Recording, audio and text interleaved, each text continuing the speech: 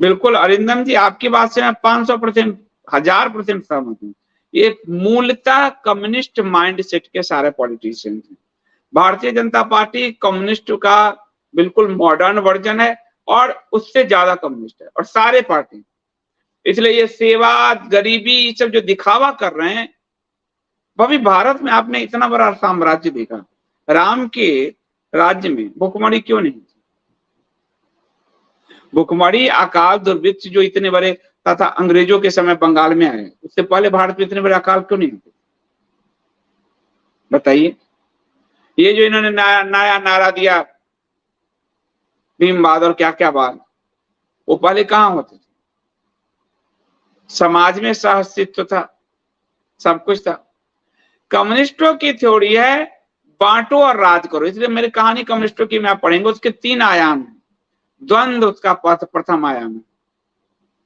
बिना द्वंद्व के कम्युनिस्ट जी नहीं सकता। नरेंद्र मोदी जी को देखो आप, हर जगह द्वंद्व, घर में पति पत्नी तक में द्वंद्व कर दिया।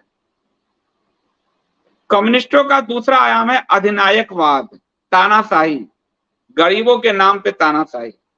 आप देख लो, इस सरकार में भी लक्षण दिखेंगे, कांग्रेस में भी दिखेंगे सब। कम्युनिस्टों का तीसरा आयाम है अंतरराष्ट्रीय नेटवर्क।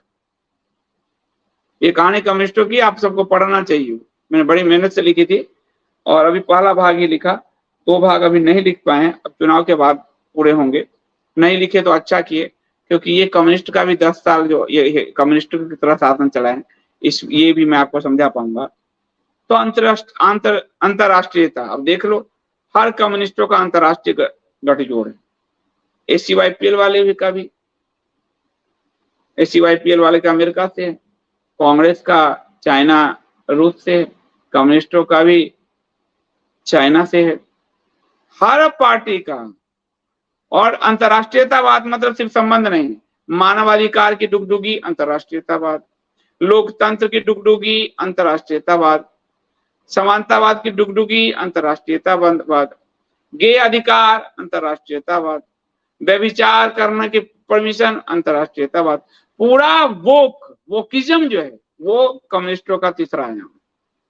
तो कम्युनिस्ट सारी पार्टियां हो चुकी है, उसमें अब कम्युनिस्ट का शासन खत्म हो गया। कम्युनिस्ट एज ए विचार हिंदुत्व का रूप लेके, कहीं राष्ट्रवाद का लेके, कहीं गरीबी उन्मूलन का विश्वसूत्री कार्यक्रम इंदिरा गांधी का आई थी, ये सब लेके कम्युनिस्ट छद्म रूप बदलते हुए शासन करता है, और वो कर रहा है।